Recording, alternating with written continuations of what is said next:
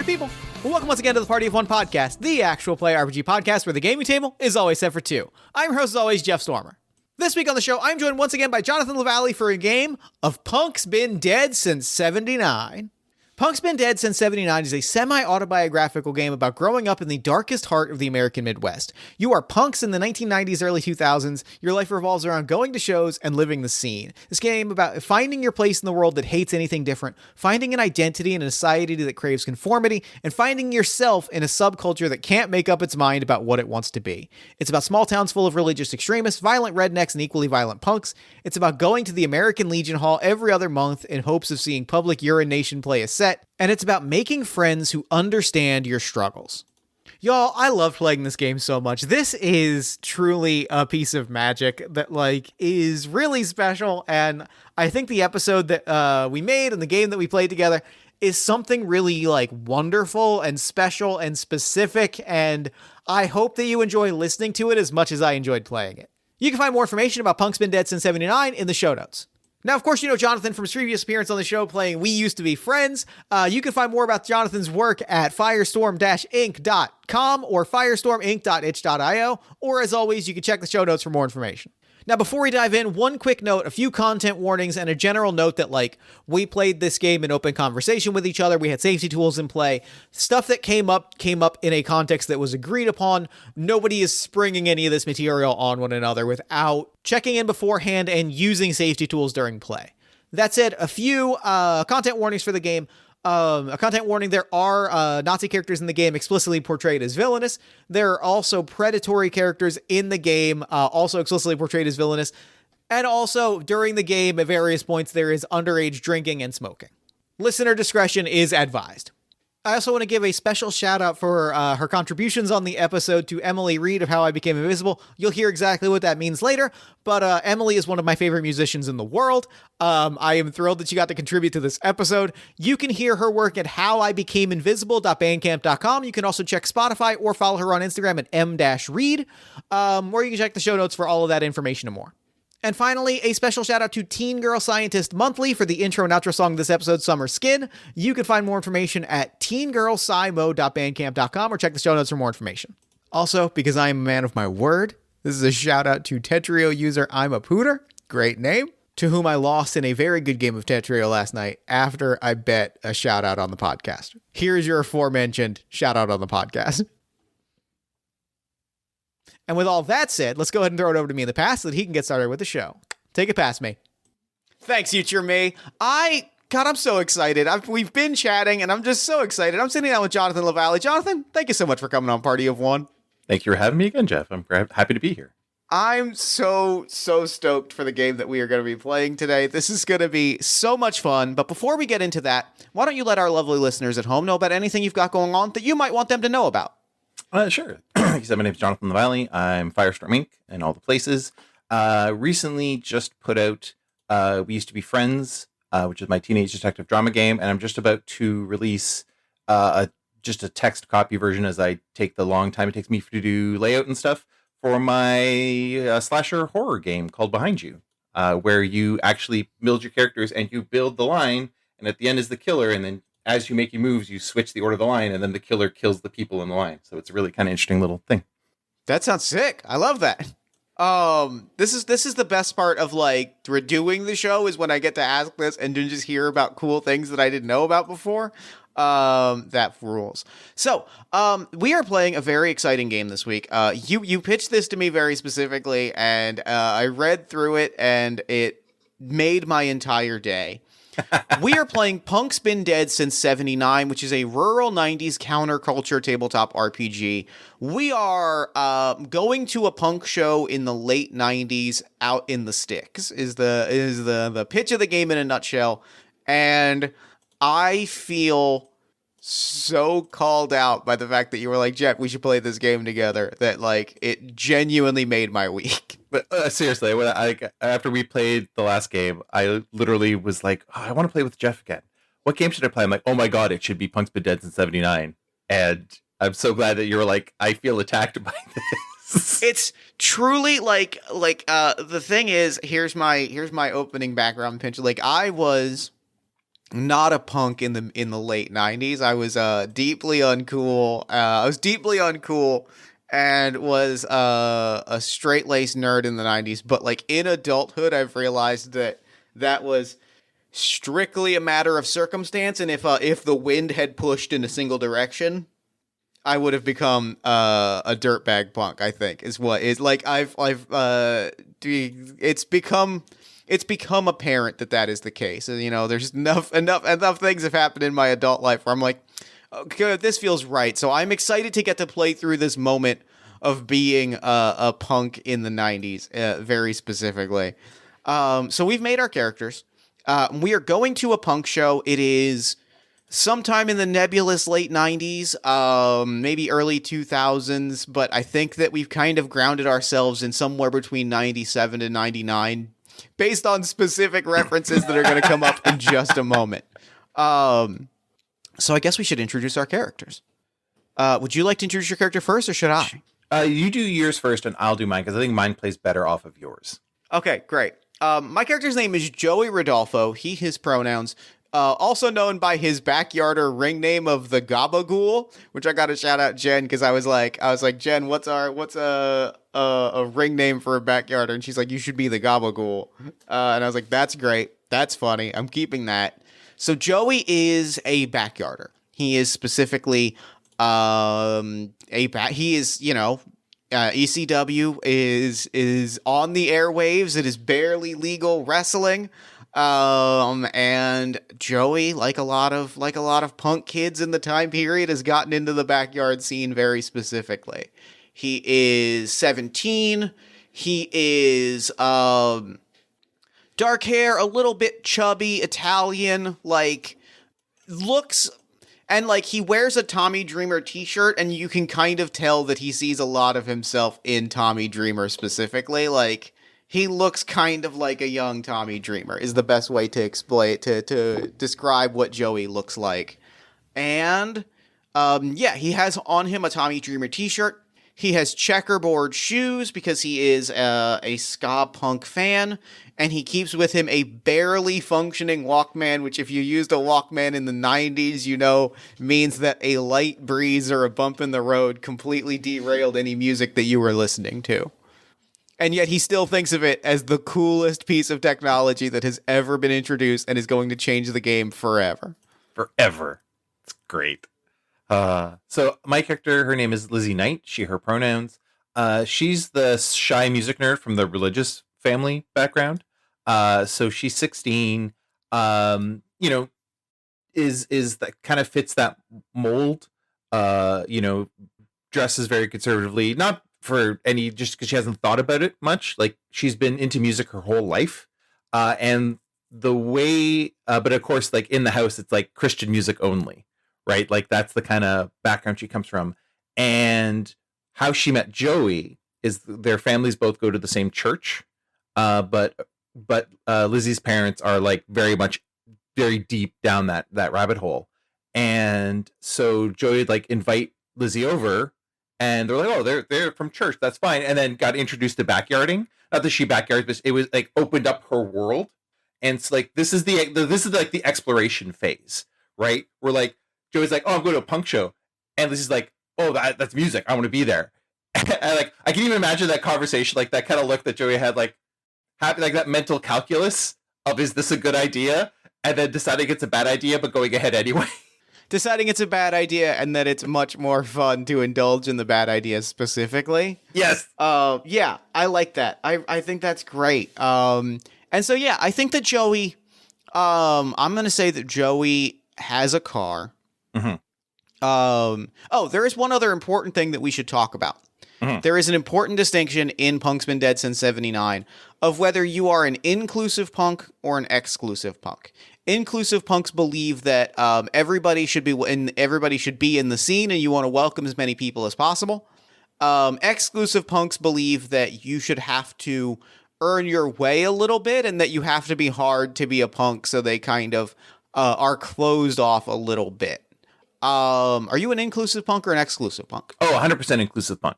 Like, 100% thinks like music should be for everyone, and wants to experience everything she can about music. and all that kind of stuff. But yeah, like no, she's very much an inclusive punk. I see, and I'm glad that we picked opposite options. I am an exclusive punk because like I think Joey thinks that punk should be hard, and he specifically thinks Joey has that very specific, his heart's in the right place, and is like a correct assessment, but also kind of a how do I even describe it? He has the right idea of like punk music's roots, but the wrong implementation of it, right? But like a one that overlooks, like in his mind, you know, the original punks that, you know, he's like, he is big on like punk as a political movement. We're big on we're trashing the establishment.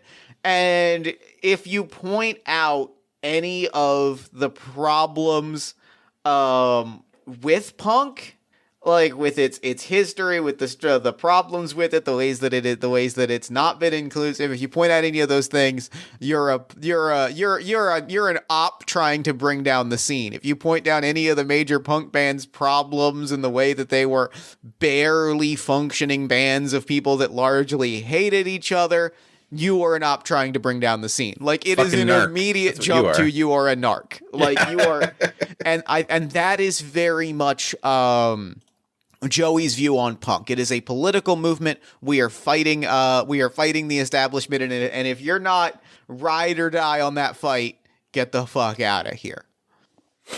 Yes. And so we're in my car and we're driving. Oh yeah, and like out the gate, so Lizzie has like her water bottle. She's got like her little notebook, satchel, and pencils, and a little like cross blade. That her parents gave her to protect herself from heathens. Yeah, sure. But like she's changed. She understands like she couldn't go in what she was normally wearing. So like this is also like the most like the least conservative she's dressed, but that's because like the jeans have holes. Yeah. Right. And not huge holes, right? Like it, but like there's holes in the jeans, right? And like she's got to be wearing one of Joey's Tommy Dreamer t-shirts. Yeah, for sure. No idea what it is, but it's just like he's like, yeah, wear this, right? And again, it's got it's an old wrestling shirt, so it's got like holes and stuff. Yeah, because that fits into the scene. But again, this is way different than what she's used to wearing. So she's out like fidgeting with it, right? Like she's uncomfortable with it.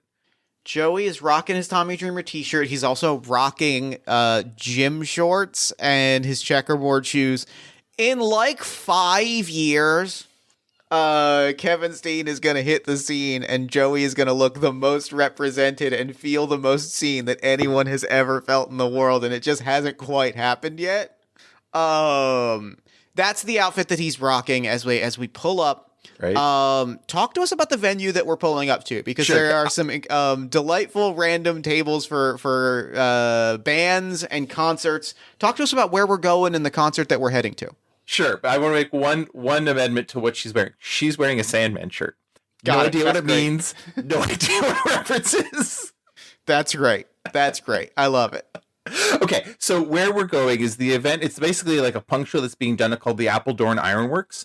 So like it's an old factory, it was like the 30-minute commute in the middle of nowhere kind of thing, where they were basically using it for iron smelting, but it closed down in the like early mid 90s because of offshoring. So like all the, they moved the factory elsewhere, and it's named after one of the big families in the area. Huge ground, a lot of impromptu concerts played there. So they kind of almost have like a semi-permanent, that kind of like it's a setup, but like it's like a shack that someone put together with, it's actually like a lean-to where like they store stuff, and like there's a stage, but it's mostly just like they flattened down this part of the area.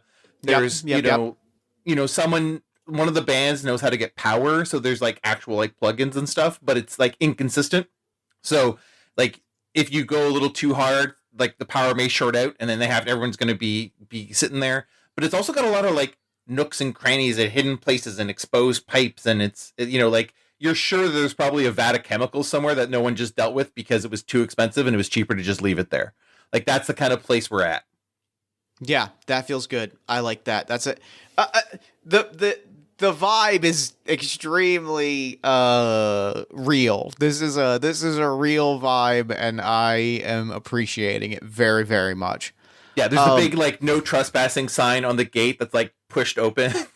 Like, so yeah, and we are headed specifically to a Thank Fuck Yous concert. They are a big punk band. There's a bunch of other bands on the card, but the Thank Fuck Yous are the big band that is running the show. And this is how big do we? I think like locally famous, right? That feels right. yeah, like if you mention them at school, people would know who you're talking about. Yeah, but if you mention them like one state over, you're speaking a different language. Like who is that? Why would I care? Yeah, 100%. Yeah. That feels great. I love that. And we are on our way. Are we the only people in the car? Or are there people with us? There should be another person with us. Who is Joey's main rival in doing backyard stuff, right? Joey's like, main rival. Because you're going. We're gonna go like the Steen Generico, like they're actually best friends, but they will be fighting forever, kind of thing. So like that's what I feel like is happening. Joey's main rival, the other Italian wrestling name I came up with was Agita, and I think that Agita's real name is Stevie. Stevie Agita. Stevie is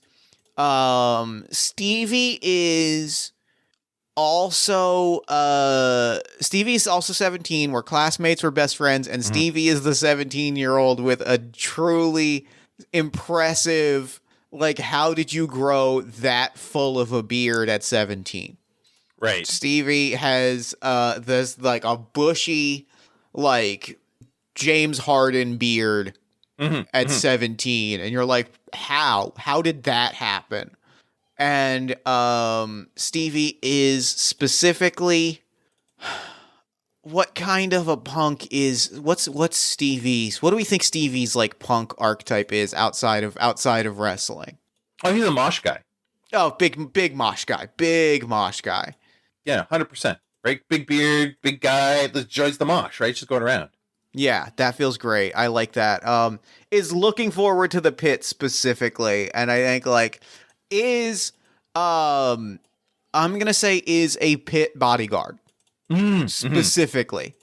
Oh yeah. Like it sounds like Pride, Stevie's one of those guys who's like actually like a giant teddy bear. Yeah, specifically prides himself on getting people out of the pit. Is Stevie and maybe as we open, as we're driving to the venue, we're hearing Stevie talk a lot about like anybody can get into the pit. That's not the important part.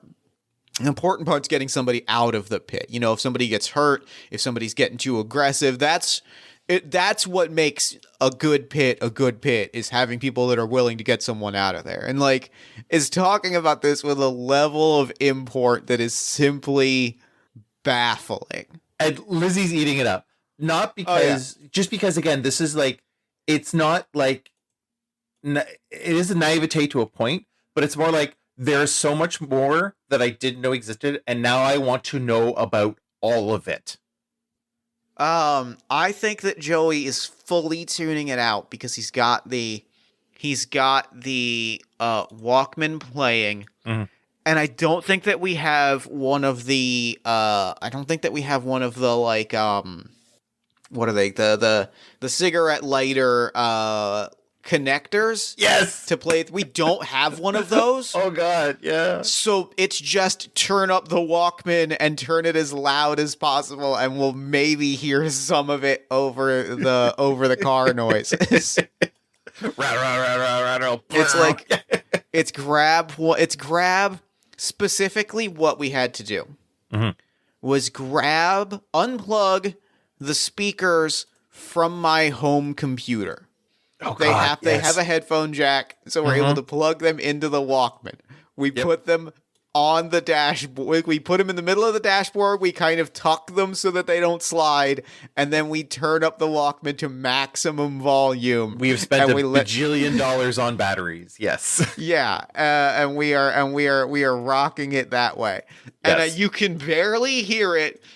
As loud as the music, you can like as loud, every bit as loud as the music on the speakers. You hear Joey not fully like singing, but just kind of like muttering. Give me 1 second. This is so important to me. So it's part of the game, right? Like, It is so important to me. You just hear him muttering. If there was something wrong with you, if something wrong with you, think about life alone, think of what you know, and you hear him muttering the music to himself as they're driving. Not quite explicitly to tune out Stevie, but not to tune out Stevie. because this is all like, yeah, really? Wow. Okay. Like, again, like absorbing information. Doesn't know if it's true or not. She's not, it's all information gathering right now. It's not even like processing it. It's just like, okay, give me more. Give me more. Yeah. I think like as this is unfolding, Mhm. there is a shift. There's a shift in traffic specifically. Mhm. Because what has happened is like we're driving. It's all like it's a log. It's a factory, so it's like truck roads, right? Yeah. Like it's all like, you know, we take the highway, we go down the suburban streets, and then it's all like service roads. And as we exit those service roads, like the cars on the road change. You know what I mean? Like it is, yeah. we're driving on these like suburban cars, and then suddenly it's beat up used cars and crappy motorcycles and bikes. There's a lot of people on bikes. The And, average like- cost of the car is $300. Like, that's Yeah, it's and it's downward trending as we get closer to the app or to Appledorn. Like, Yeah. and so finally we see it, and it is it bigger than expected or smaller than expected? bigger than expected. It's bigger than expected. Like the factory, because it's like a Yeah. part of the factory, but the factory itself is huge, right? So I even think like driving through the gates, it almost feels like you know, like I say this is because I grew up in the Sioux, and there was a big steel plant, and the few times we were in the car with my mom driving into it, it looked like we were driving into hell. Mm-hmm. Right? Yeah. It's like these giant overarching like metal everywhere. There's fire everywhere. So it's like all that without the fire. These great overarching kind of like, you know, just beams everywhere, like connectors and pipes and all this kind of stuff that you can't really, you know, like that do stuff that would have done stuff if the thing was open. So Yeah. you have to like drive through the factory to get to the spot where everyone is, like to the kind of parking lot they have. That's great. I like that. That's fantastic. And the gate is like an actual security gate that just has been like long shut down. Yeah. And I think that the control arm, like the mechanical arm, has been fully like broken off at this point. Oh yeah. There's not even like, you know how like they break the wood and like the metal part is there? Yeah. Right? It's not even, the metal part's not even there. Right? Like Yeah. it's just all of it taken off. So we drive through it, we park, we get out, and what's the vibe when we get out of the car? Excited, I think that like the vibe is, you know, everyone's excited because it like you could hear the first band going on already. Yeah. Right? Like, because everyone's really here to see Thank Fuck You, right? Yeah. But like, you know, there's like, it sounds like kind of like what if 14-year-olds were doing grunge? Right.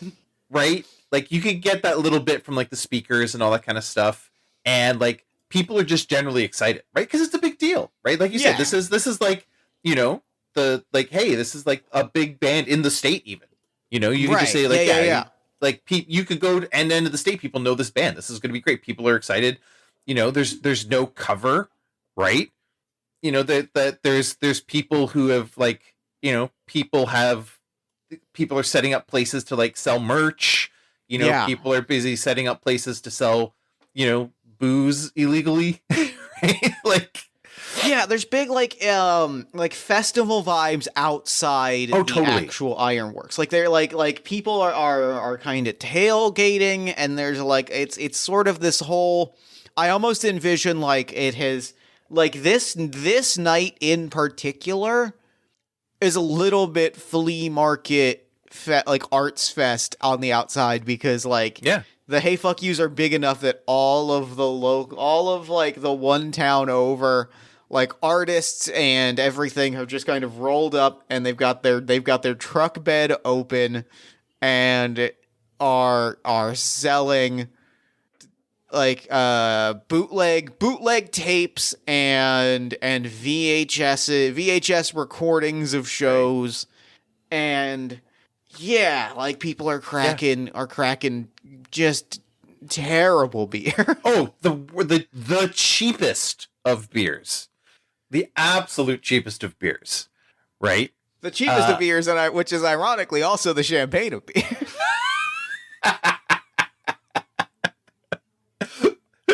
But yeah, so like all that's just everywhere. People bringing their own stuff. People, yeah, like it's just people are here to have a good time, and that's the vibe. That's the sense, right? Yeah. So as we get closer and closer to the stage, right? Mm-hmm. What's Joey thinking? What's Joey's thoughts as we get closer to the actual like kind of to music? Joey like consciously walks around this outside area a little bit. Mm-hmm. The only thing that I can truly think that Joey is thinking is that the gabagool at this moment feels very like is walking around like he owns the place and is assuming that some of these people know who he is. I think like it is obvious to us as the listener, us as the players, and everyone in the world that not a single person has any goddamn clue. But Joey, like in this moment, is like this is everybody who's anybody in 3 towns over. Like it's time for me to walk around like I'm like truly feels like he is among his people walking around this. Okay, so here's what I'm just going to suggest, right? Yep. Just to make a move. This is a fuck move, right? Like that's just you're using that. It's like sure, yeah. Just we can make it up as we go, right? Like that's that stat, right? That's the like general kind of who knows me, like sex appeal, whatever. Which like, reminds me that we should explain what the stats are, because I realized that statement that you just said is a buck wild thing to say if you don't have context.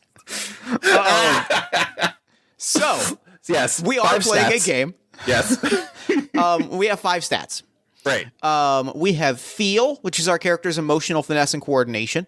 Mm-hmm. Fight, which is your character's ability to physically impact the world. Mm-hmm. Find, which is your character's perceptiveness and insight. Flesh is your character's physical resilience and endurance. And fuck is the catch-all stat for luck, sex appeal, and scholastic skill. Mm-hmm. So yeah, this very much does feel like fuck. This feels like he's walking around. This is his John Travolta Saturday Night Fever strut a little bit of like, swinging by some trucks that are selling XPW VHSs and kind of being like, yeah, I've done some stuff. I sent a tape Ian Rotten's way. I don't know if he's looked at it yet, but he's gonna follow up with me. So how this is gonna work is I've got a 3 in my fuck, so I'm going to roll 3d6. I'm gonna roll my 2 insane clown posse dice, and I've got this dice where the 1 is a doe, which feels great because it's the 90s, which means it is the golden age of The Simpsons. That's true. The Simpsons has not become a shambling corpse yet, so that is great. I'm gonna roll my 3d6. That is a 6, a 3, and a 1. I'm going to take 2 of those results. So I'm going to take my 6 and my 3, which means that I'm a 9, which is a partial success. This follows Powered by the Apocalypse-esque rules. A 6 or minus is a failure. A 7 and 9 is a partial success. And a 10 plus is a full success. So a 7 and 9, I get what I want, but something goes wrong, or I get part of what I want. So I think what happens is that someone recognizes you. A couple of people recognize you. Right? So you get what you want. So, like, someone shouts, hey, it's the Gabagool! Right? And I do the finger. I do the three finger thing. yeah, Like I'm striking the three finger pose and kind of go, hey. right. And a couple people are there, but the one thing that you do know is that, like, I think just like there's like people are doing backyard stuff, but like, is it backyard to the point where it's like serious backyard stuff? Like people are like paying to get in backyard stuff, or is it just bullshit backyard stuff? We think it's the latter, but we think it's the former, but it's very much the latter. Like we have posters, we have we paid for a banner, but it's also and crucially we have filmed some tapes, and like we have a comp tape, but crucially, if you watch that tape, it's 6 teenage kids fucking around in their backyard. Okay. All right. Okay. So what happens is, let's say there's a rival promotion. And by promotion, I'm using that term very loosely. But there's this one guy who's accused you of move stealing. Oh, no. And that is, what is it? It's, you don't know his real name, but he goes by Big D'Antoni. Big D'Antoni, God, no, my nemesis. he's burning my cred in the sea. Right? And so what happens is, yeah, it's like, hey, a couple people, he's like, and Big D'Antoni's like, fuck you, buddy. It like starts an altercation, like kind of walks up to you, he's like, I know you're bullshit, I didn't expect you to come here. He also looks like he's probably like 3 or 4 in already. He's kind of like probably pre-gamed a little bit. So he's like coming at you hard and fast, like real angry, real like, you and your bullshit friends come and trying to pretend you, like, again, saying this as someone who is also like in the same boat. We've got our own promotion. We paid for a banner and we have posters. That makes us official, right? And it's like someone's mom who made the banner, and like, the other parents pooled together to get them a band kind of thing because they thought it was a party, right? Like just whatever line everybody, yeah. But like he is 17, he is slightly drunk, and he is coming at you. What is Joey going to do? I think I'm trying, like, Joey, I think I'm going to talk shit, because I think that Joey thinks that Joey is being really clever right now in this moment. When he thinks to himself, this is a chance to build heat, and this is a chance for us to make some money. Oh, God, it's great. I love it. I think Joey is fully turning this into a work. So that's a 2, so I'm going to roll 2d6 to talk shit. And that is a 9, so that is a partial success. So tell me what happens on a 9 when we talk shit. Okay, so on a 9 when I talk shit, it's very much like it's turned more into like a losing edge. Yeah. Right? Because let's just talk about edge quickly. Edge is basically your social standing in the community. Yep. And so what happens is basically the Big D'Antoni, he's going to lose some face. He's going to lose some edge. He's going to lose some respect in the scene, right? Mm-hmm. So what does Joey do? What does he say? Joey, I think Joey grabs a bottle, throws it on the ground, like a half full bottle of beer, throws it on the ground, it shatters, and just starts everyone looks too, because the shattering happens, and everyone, like, it draws attention, right? Yeah, and then starts going off about like, you got a lot of things to say. You meet me in the ring. You meet me on the trampoline. You want to talk to me. You want to talk to the greatest talent that the Tri-County area has ever seen. You step to me in the trampoline. You haven't yet because you're a coward. That's what you are, D'Antoni. You're a coward. You hide out there in your little child's play promotion. You hide out there. You're not out there chasing the champ. Because that's what I am. I might not have a belt on my waist right now, but I'm the champ. Everybody knows that I'm the champ in waiting. You want to come after the best? You get in line. You get in line, D'Antoni. And like his friends kind of pull him aside because his friends are like, dude, what are you doing? Like, this is like, and so everyone's kind of like looking around and clearly like, he's lost a little bit of face, but he's still angry at you. And you know that he's probably coming back at you. Yeah, no, 100%. And so he like backs down a little bit, and everyone's kind of like, again, no one knows what you're talking about really, because like you said, it's all backyard promotions that are like friends fucking around, but it makes sense. I feel great about it, if nothing else. Joey feels fantastic. Joey feels like that was. To Joey, in Joey's mind, that was Stone Cold Steve Austin showing up at Brian Pillman showing up with a gun at Stone Cold Steve Austin's house. Like, that's what that was. That was my Hard Times promo. Yeah, that was my Hard Times promo. This is my Austin 316 moment, and I've made it. Everybody's gonna talk about this on Monday. They might a little bit, a couple people, but a couple people might. Maybe awesome. We'll sell one of the 20 tapes that we printed. Someone will buy a T-shirt finally. Finally. Oh, that's awesome. Oh, that's hilarious. Okay, so so I just think that's what happens on the way. Again, I don't mean Lizzie to be. Go ahead.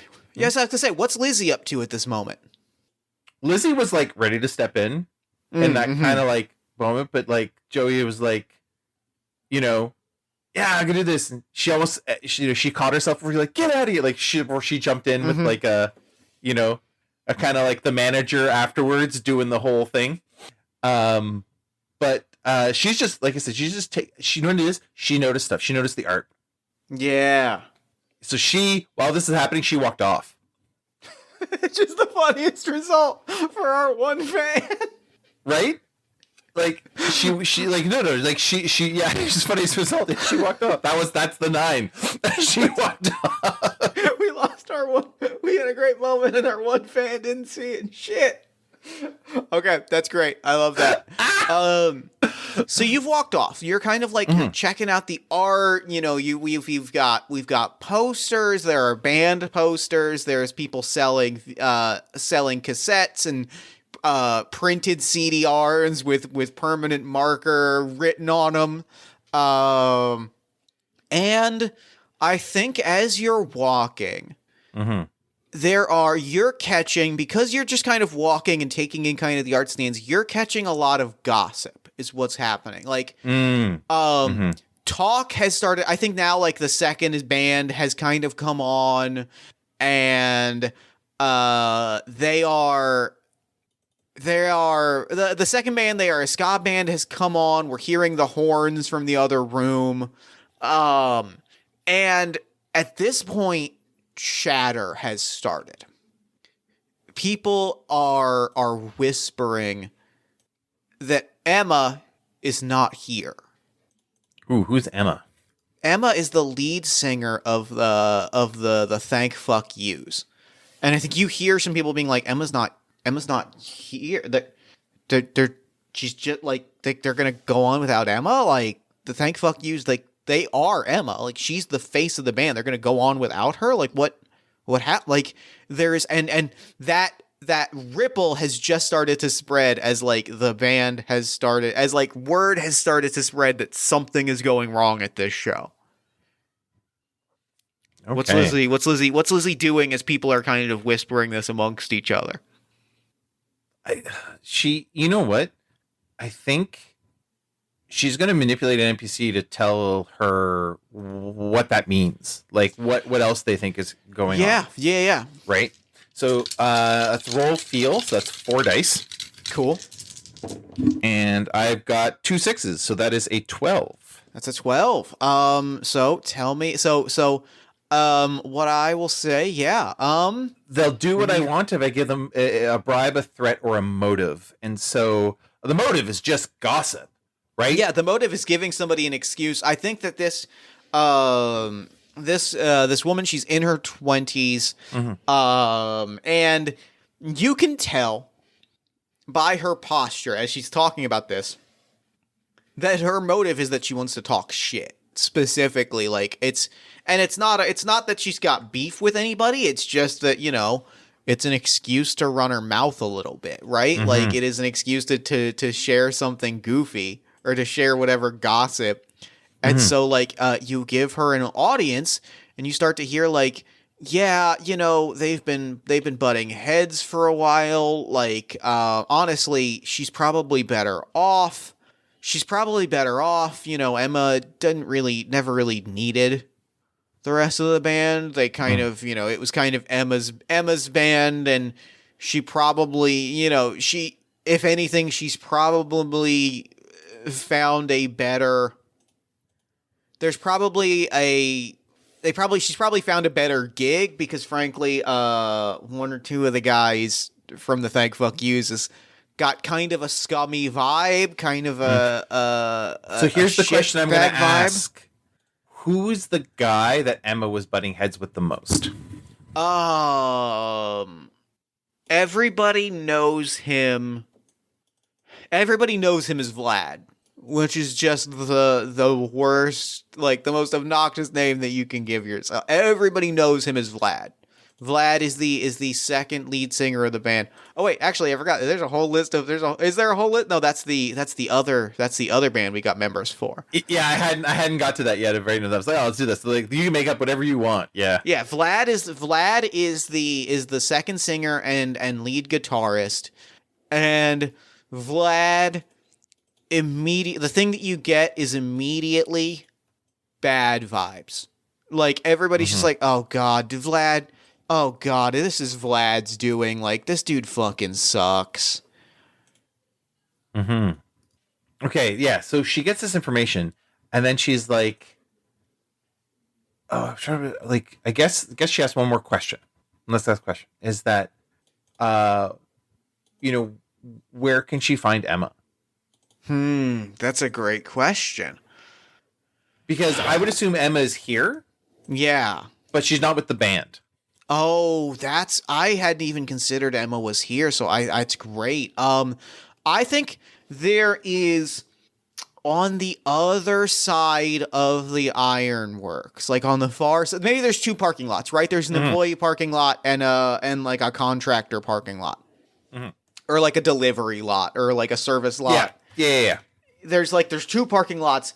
And this parking lot is where and this is sort of the like gravel, like the less like laid out parking lot, which is why it's more for deliveries and setup and events and trucks. Like this is sort of the truck parking. And that's where the festival stuff is happening. That's where the crowds are being let in. That's where they're letting in the audience to the show. The other parking lot, the employee parking lot, the actual paved parking lot, is where the band section. Like that's the backstage area. That's the green room, effectively. You can kind of see it from where you're standing, which makes it a very bad backstage green room. Yeah. And I think that what has happened is like there are a few like Winnebagos almost, or trailers or RVs, and like among them, like people are asking if Emma's here, it's among there, like she's among the Winnebagos. There are also a few cars, and like they're guessing one of those is Emma's car. Yeah. Okay. And the reason why she's asking is this is the band that made her want to come to the show. Yeah. Right. And so like the fact that she's not there, she's like, wait, no, that can't be right. Like I'm only here for this. And again, in that kind of like, I use the word naive, but it's not that. It's like, this is how the world is supposed to work. And so it's not working. So I need to make it work the way it's supposed to work. Like that kind of like that thought process. Yeah. So she's like, okay. So she just goes, she's like, not that she's forgotten about Joey, but she's just heading off in that direction. Okay. Right. But what is Joey doing now? Because Stevie was backing him up, right? with Big Dan Tony. He was doing the whole like chest puffing, kind of like, yeah, we're gonna throw down, and you're like, and he's congratulating you like, man, that was awesome, that was so great. We're gonna get like 5 more people at our show, right? Like, yeah, is stoked. Oh, absolutely. And I think that specifically, Joey is looking around. I think Joey is puffed up chest, is kind of doing the like chest slap, like Joey and Stevie are slapping each other's chest, and then kind of like straightens up, looks around. Stevie, where the fuck is Lizzie? Stevie's like, dude, I don't know. She was right here. I thought she'd be paying attention to this. She loves this shit. Right? Oh, you were supposed to be hyping up. You were on crowd work, dude. Oh my God. Stevie, we're going to have to talk about this. We're going to have a production meeting about this later. Fine, but like, hey, I thought my job was to back you up because we're doing like promotion invasion shit. Well, first off, we're enemies, so like we're already fucking with the kayfabe, and second of all, like if Lizzie gets lost, like that's 70% of our fan base out the door. I've almost convinced her to buy a t-shirt. Also, we will not be allowed to run shows if a fan went missing in one of our productions. We are aware of this. Right. Shit. Okay. All right. I'll go. We'll split up. I'll go looking over there. You go looking, and we'll go. So Stevie, kind of runs off to go looking for Lizzie. He's not shouting for Lizzie because Lizzie's not 5. Yeah. But he's doing the whole like everything but, right. Yeah. And I think that Joey is. I think Joey is doing the same thing. Mm-hmm. I think specifically, I think Joey knows Pretty Lizzie well. Like, I think that we have become good friends. Mm-hmm. And I think that, like, Joey's got a handle on, like, where to look for Lizzie. Oh, yeah, totally. In a way that maybe Stevie doesn't, like, is kind of like, she's sort of just here to slum. So I think that if anything, Joey is going to, like, go... The first place Joey is going to go is, like, inside the show to see if she's just among the audience. Oh, totally. But actually, I'm gonna give Joey a thing. As he goes there, he sees Lizzie going towards where the backstage is, and he sees her kind of dealing with a couple of dudes. And I'll tell you out the gate, they're from they're generally not good dudes. Oh, then Joey, I think immediately jumps into it. Are these members of Roseanne is a Shitbag our sub opening act? Yes. Oh, creeper vibes. Yeah, we're getting Lizzie out of there. 100%. I think Joey sees that, and like, I mean, it is a beeline, right? And it is specifically like Joey is very good at hyping himself up for a fake fight. Joey has never had a real fight in his life. So Joey is like doing all of the things that he's watched wrestlers do to like hype themselves up for real fights. Like he's doing that, like the Tommy Dreamer like twist his arm move where he like gives his arm a little spin. Yep. But like he doesn't know if this is actually like stretching a muscle or if it's doing nothing. He's doing he wraps up he interlaces his fingers and starts doing the wrist circles. Oh, it's great. He has no idea if any of this is good, but he's like, this is what you do before a fight. And he rolls up and immediately shouts, "Get the fuck back! Get the fuck back! Lizzie, we gotta go." Lizzie's like, no, we gotta get back there because Emma's back there, and I gotta figure out what happened because she's not playing with the band. Oh, wait, okay. Save that thought. Have you not fucked off yet? Fuck off. Yeah, okay. So the two guys, the lead singer, Gavin Drysdale, and the drummer is Chuck Martin. And they're both like, hey, we're just talking here, right? They're just trying to do the whole, like, we weren't doing anything kind of move that shitbag losers who do this kind of thing do. And they're like, yeah, what are you doing here? Get out of here. We're just having a conversation. Fuck off, man. Like they're pushing back on Joey. Joey is going to, like, as he's kind of, I think Joey is going to, this is probably talk shit again. This is, I think what this is specifically, Joey is going to bust out the tried and true method to get somebody to back off, and like the secret weapon in any arsenal for when you don't actually want to fight someone, but you're gonna try to fight but you have to make them think that you're willing to, which is of course the fake out. He's gonna go. All right, 100%. All right. God, and that is a 6. It does not go well. No. Okay, so you lose. So Joy loses 1 edge. Yeah. Yeah. So just put it to the side because it's got. Yeah, there we go. Got it. Yep.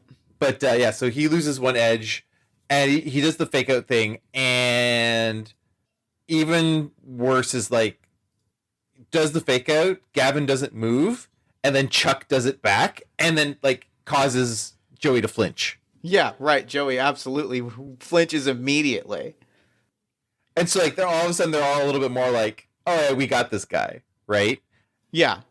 And then Emma is like basically, because she wasn't like, oh, woe is me. She was like, get the fuck out of my way. Right. To these guys. She's been doing this the whole time. And then now that Joey's here, she's basically like flinch and goes, aren't you guys like 25? Right? like starts to be like pulling the aren't you a little too old for this shit? That's really good. I think that I'm also going to call this a talk. I think I'm going to call that either a talk shit or a shoot the shit. That's probably talk shit. That's talk shit. Your emotional violence. Shit. This is you're running your mouth. Running my mouth, right? And so we got a 9. Great. I think that you say that pretty loudly. Loudly enough that people hear it and like murmurs start, and I think that like that's the thing that creeper douchebags like this like and need is like the second that it starts to seem like people might pick up on what's going on, they bounce. Like that's their like, oh, we gotta get the fuck out of here. So they kind of like, they put their hands up. They're like, all right, whatever. We don't need this. We got a show to go on. We're the sub headline. We're the second main event. We're second main event. Yeah. So they kind of, they roll back. Joey is red in the face. And I think what has happened, what the 9 represents here is, I think that, we have attracted the attention of a security guard. And by security guard, I do just mean a kind of tall guy. That's not how security works. You look like you have big. Come here. Yeah. All right. So the security guard shows up, and I mean, clearly he's trying to like push us out, right? Yeah. And Lizzie wants nothing to do with it. She's like, I need to get back there. I need to find out what happened. They're the only reason I came to the show. Right? And so she's trying to like does she say this out loud, or is she just thinking? Oh yeah, 100%. I think Joey kind of mutters like, what are you talking about? What happened? Like so turns around and Lizzie goes, Emma's apparently not part of the band anymore. Like there's the whole scuttlebutt that she's here by herself, that she's not with any band. That they kicked her out basically and started to do something, and I don't know what's going on, and like she's the only good part of that band. Again, the music nerd, right? Yeah. So she's like, oh, I could tell who's done what and who's good at this, and she's like, she's like, I want to know what's going on, because like if she's not here, what are we doing here? I think that Joey like hears those words and goes like, oh fuck, I didn't. Shit. Okay. Yeah. Fuck. Okay. Here's what we're gonna do. I think he goes like, you're gonna run, and he points towards the cars and stuff on 3. Okay. 3. All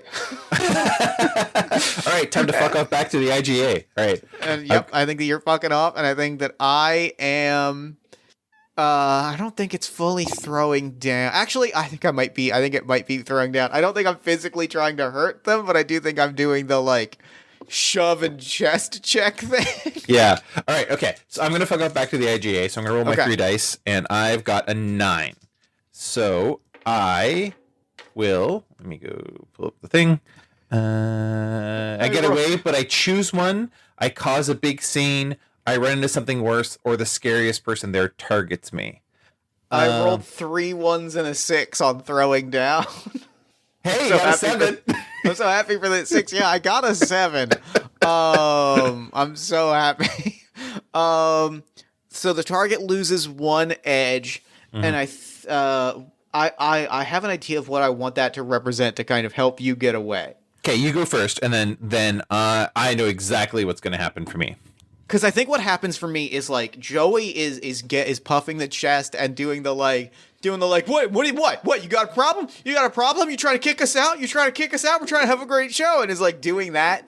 And I think that the loss of edge on this quote unquote security guard is more so just that like it is taking a lot of effort to contain this rowdy, obnoxious backyard. And it's not necessarily that I look cool. It's that I'm being a pain in the ass, right?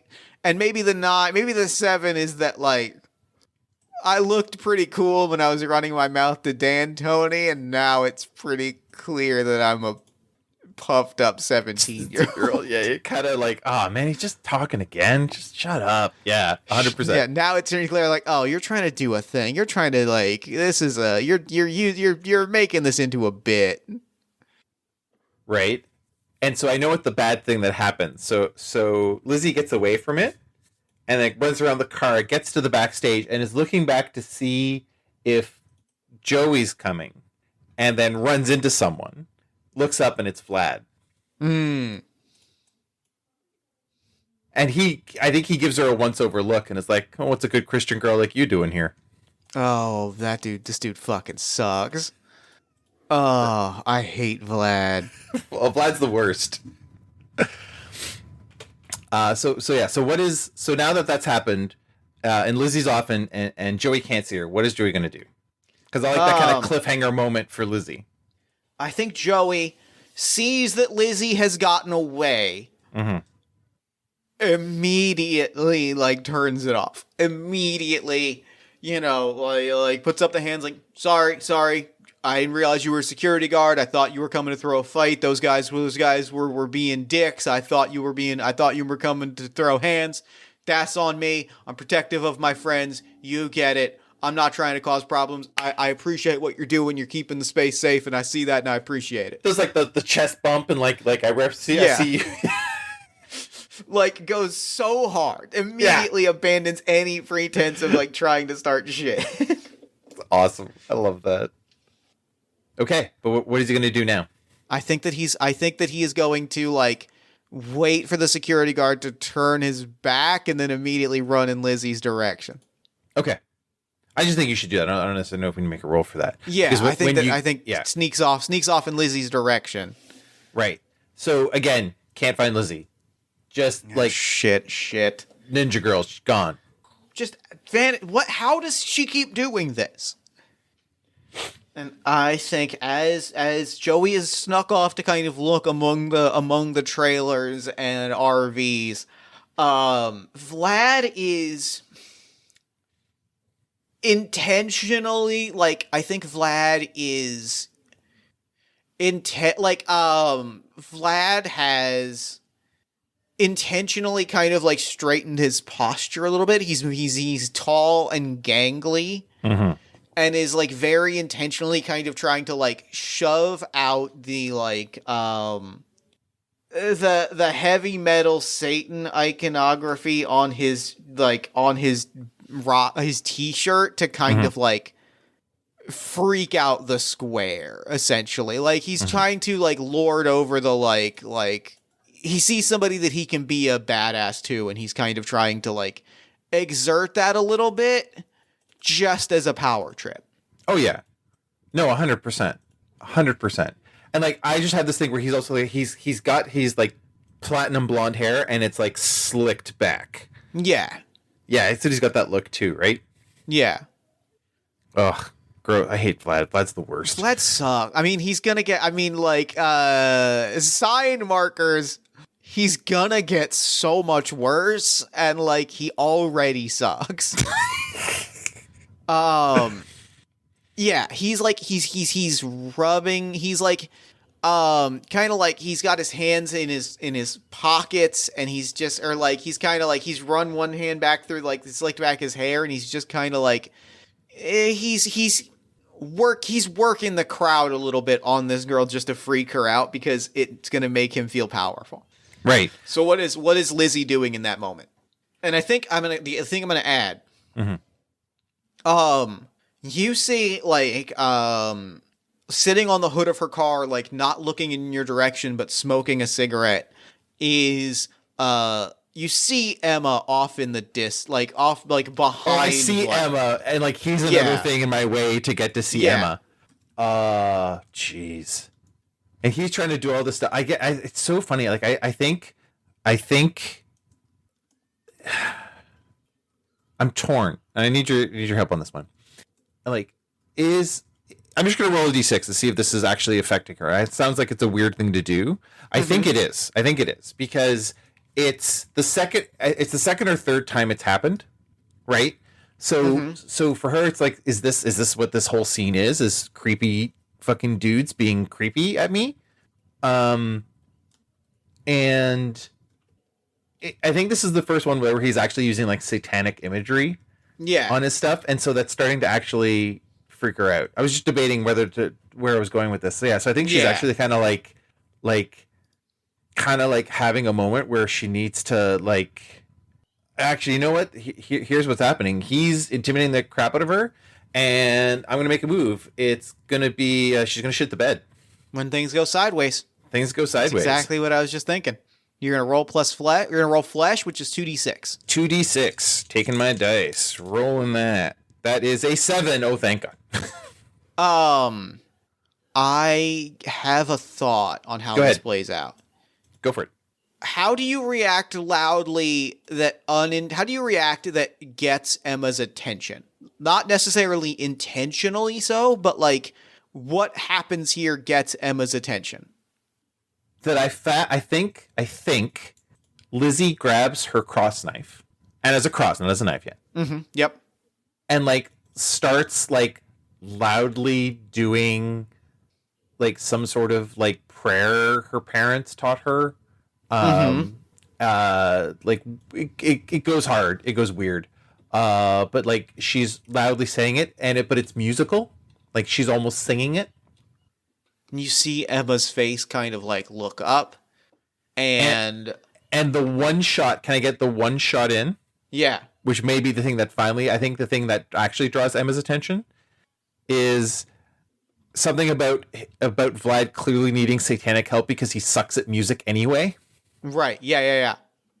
I think we see Emma look up as you're kind of singing, and then you say that line and you see her like laugh and kind of like drop the cigarette and then kind of like panickedly put it out in the grass, and then kind of just like walks over. Hey Vlad. What do you want? I want you to fuck off. Get out of here. It's not worth my time anyway. I gotta go headline the show. Yeah, good luck with that. You alright, kid? I really like. Oh, I want to think like that last bit that she said, right? Was that kind of like high pitched kind of terror scream kind of thing you say at the end? Yeah. So that's what and so she's just breathing heavily. She's just like, like again, like feeling now out of her depth, right? Before she kind of felt like, okay, it's wrestling. I know wrestling. I could deal with wrestling. Oh, that's some guys being creepy. I can kind of deal with guys being creepy. And like this was like, oh God, there was someone here with like who I believe fully believed with this devil imagery, and she's still questioning whether that's true or not. But she's had 16 years of people telling her that it is. So yeah, it was pretty terrifying for her. And so she's just kind of doing that like that thank you and that kind of like heavy breathing you do after you've actually been scared. Right. I think that Emma sees this immediately and sees you breathing and kind of like, I think actually like full on, doesn't put a hand on your shoulder right away. Or doesn't put her hands on your shoulders right away, but kind of like puts her hands like towards you and kind of like waits for like a verbal or like an acknowledgement that it's okay to do so before she puts her hands on your shoulder. Yeah. And just kind of like I'm putting my hands on your shoulder. Is that cool? Yeah. And there's like a nod because that's the only thing that she can kind of give. It's the hands on your shoulder and it's breathe, 4 in, 4 out. She's like, you're good. You did you did what you needed to. You made yourself known. You made your presence known. You got somebody's attention. Are you cool? Or who are you here with? And she's like going through every piece of the how people take care of themselves at shows checklist. She's like, who are you here with? Like, is there anybody that we can connect you with? Do we need to call it a name because this is prior to cell phones? Yeah, what's talk to me. Like I'm here to walk you through this. Yeah, she's like, yeah, no, I'm here with my friends. With Joey and Stevie, and like I just came back because I needed to talk to you actually, and like she's having a moment where she's actually now fully realizing what situation she's in, right? And having a moment, right, where she didn't realize she had a crush until this exact moment. Right. And also knows she shouldn't have a crush. Like, this is like a moment of, and it maybe even a split second, right? Like maybe like even a couple beats, because she's like, I need to do something, and she'll put it down and talk about that in another 5 years, right? Yeah. But for now, she's having that moment where this is the person she came to talk to. Wow, I just had a stirring of feelings that I need to suppress, and I had this high intensity like energy moment, and so she's like does a little kind of like has a little squeak or two, and then goes, okay, no, I'm here with my friend Joey and Stevie, and I'm sure Emma's like, yeah, you said that already. You're like, okay, cool. Do we need to find them? Like and she goes, no, I actually came here to talk to you because I wanted to know what was going on, because you were the only reason why I'm here. Like I came because my friend, and she lays out the whole thing, the whole background, right? Like how, I don't think she goes too far back, but goes like, my friend Joey introduced me to your music and I thought it was amazing, and I've loved music my whole life, and like talks about like, has a little bit of like, and like what she liked about Emma and Emma's music and how she could tell it was Emma's music, right? And I think like you're just seeing like the smile wash on Emma's face, and she's like, all right, come here. Yeah. She's like, we're gonna find your friends, and she like opens up the back door of her car. There's a cooler in it. She looks at it. She looks at all the drinks in the cooler. She looks at Lizzie, looks at the drinks in the cooler, reaches past the Coors Light for like one of three cans of Diet Pepsi, and is like, I can't. Here you go. And like also reaches past the cooler, grabs a t-shirt with I think it is a specific t-shirt that just has her on it. And she grabs this Emma t-shirt, hands it to you. Here you go. Looks like you need an actual band t-shirt. Wrestling, it's fake, right? Doesn't matter. It's fake. Doesn't matter.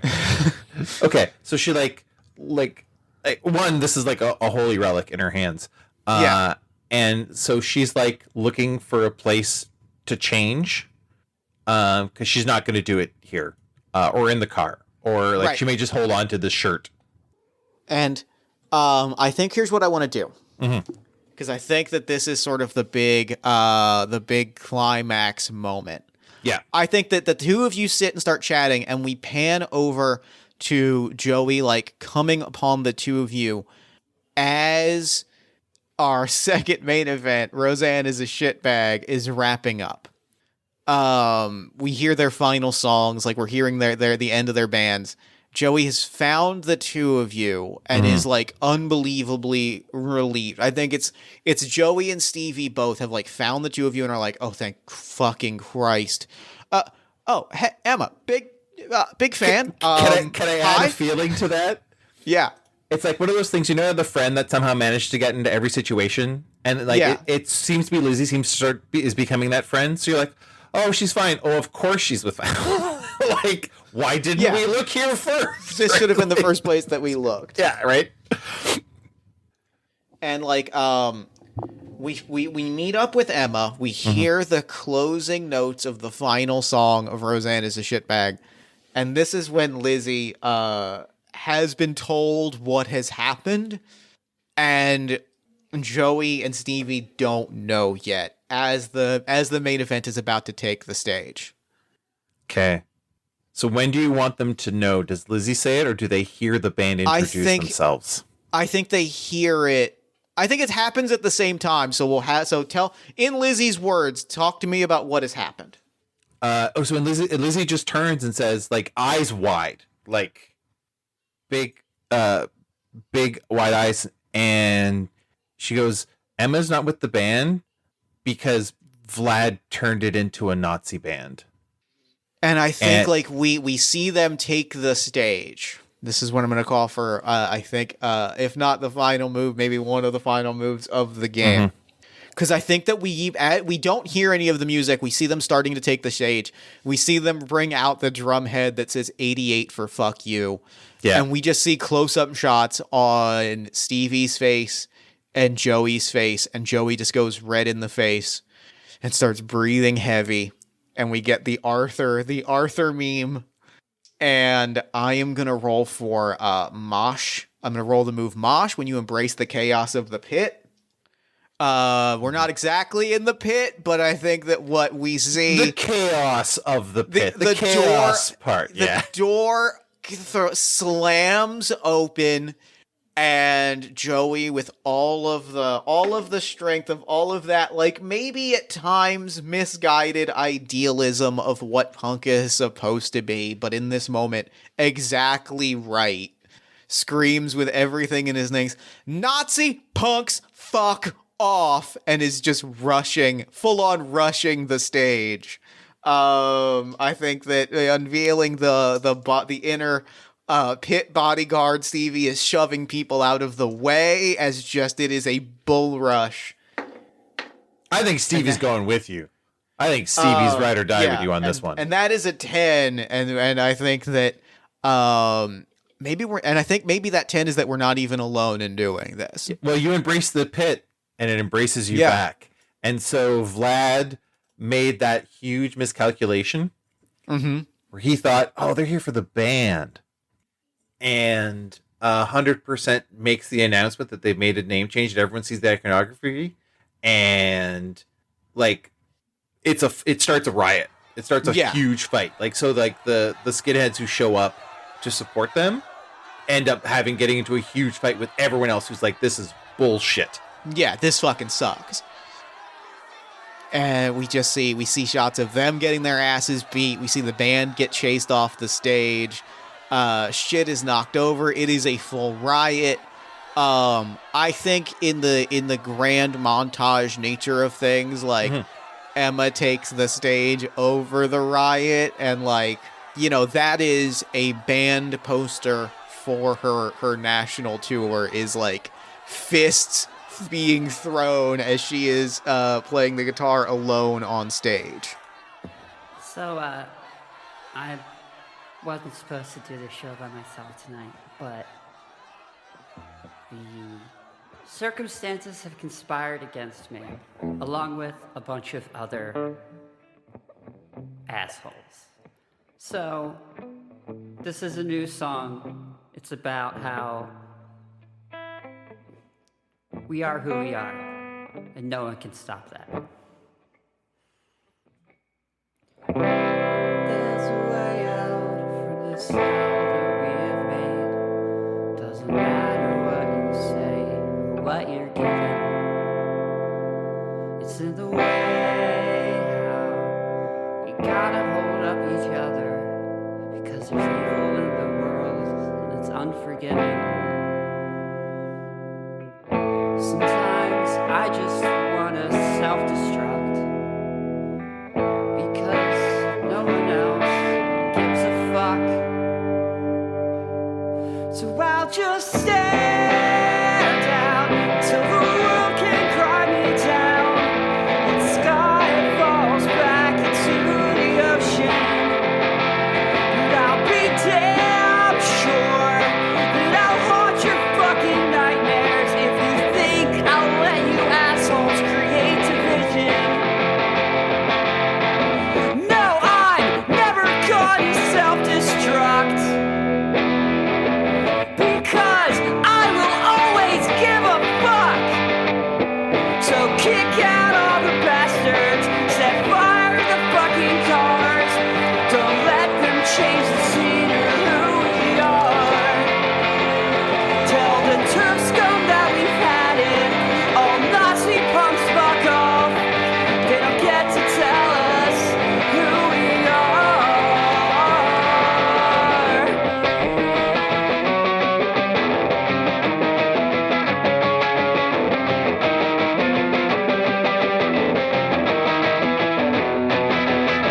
I know it's hard to push away the rules that others put in place. But fuck the rules, fuck the system, fuck the assholes who keep wishing that people like me will just sit down and go away.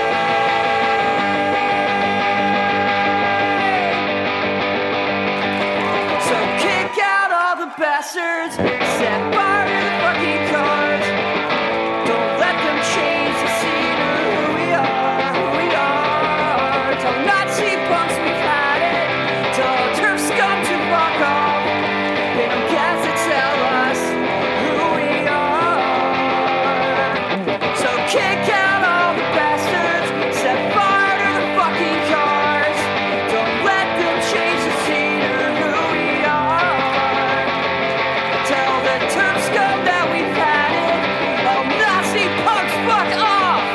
They don't get to tell us who we are, who we are, who we are.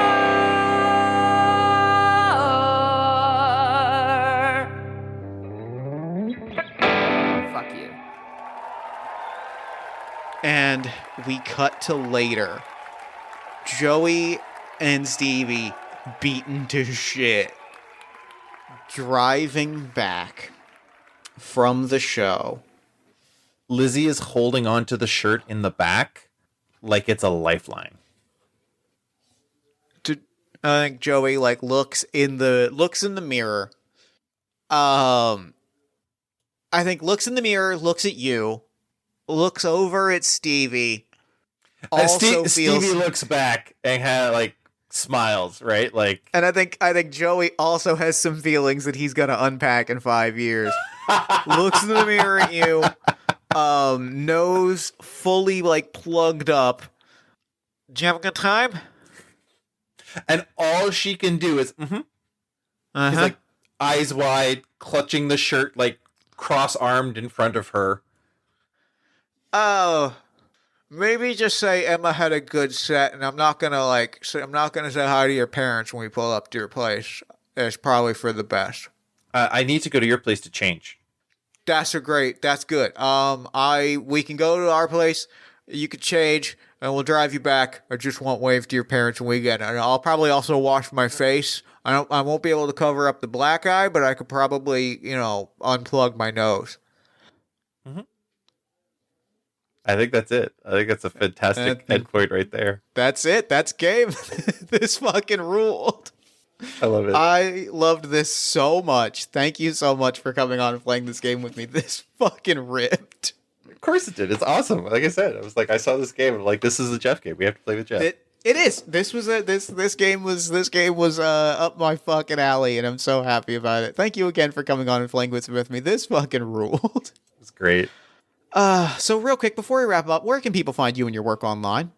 You can find me at Firestorm Inc. in all the places. I try to keep consistent. So Firestorm Inc. at Itch, Firestorm Inc. on Drive-Thru, Twitter, Mastodon, whatever, all the social media places to find me. Fantastic. Well, thank you again for playing this with me. I had the absolute best time. And for now, I'm going to throw it over to me in the future so that he can wrap up with the show. Take a future, mate. And I'm going to stop. Thanks, Past Me. And thanks again to Jonathan for coming on the show. That game just captured something so timeless and perfect and beautiful and wonderful. It really stole my heart, and I haven't stopped thinking about it ever since we played it. This game is wonderful. I had a wonderful experience with it. I hope you enjoyed listening to it as much as we enjoyed playing it. You can find more information about Punk's Been Dead Since 79 at jefflewis.itch.io, or you can check the show notes for more information. Be sure to follow Jonathan on Twitter at Firestorm Inc., as long as Twitter's still a fucking website. Please, please, please check out the work of Emily Reed, How I Became Invisible. You heard her music, the custom song that she wrote for this episode that I have been beaming about ever since I first heard it. You can find that at howibecameinvisible.bandcamp.com. You can also check Spotify or follow Emily on Instagram at m-reed.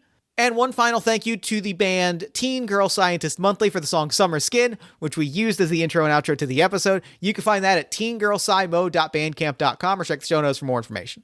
Then while you're on Twitter, follow us at Party of One Pod. Like us on Facebook at facebook.com/partyofonepodcast.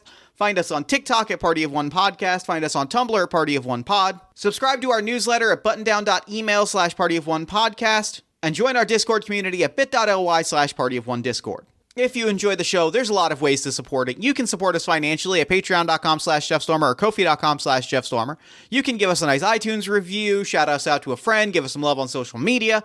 You can buy some Party of One merch at bit.ly/partyofonemerch. Or, if you're looking for more great podcast content, you can check out All My Fantasy Children, which is a character creation, storytelling, and world-building podcast that I make with my best friend in the world, Aaron Catano Saez. We take a listener-submitted prompt and spin it into an original fantasy character, populating a shared universe one story at a time. You can also check out Yazeba's Bed and Breakfast, which is an actual play about a heartless witch, a cozy house, and the many people making their homes inside. Both of those you can find wherever you get your podcasts. Party of One is, as always, produced and edited by Jeff Stormer and Jen Frank, and the Party of One logo is by Evan Rowland. If you'd like to inquire about advertising rates, coming on the show as a guest, or about press coverage of the show, you can email me at partyofonepodcast@gmail.com.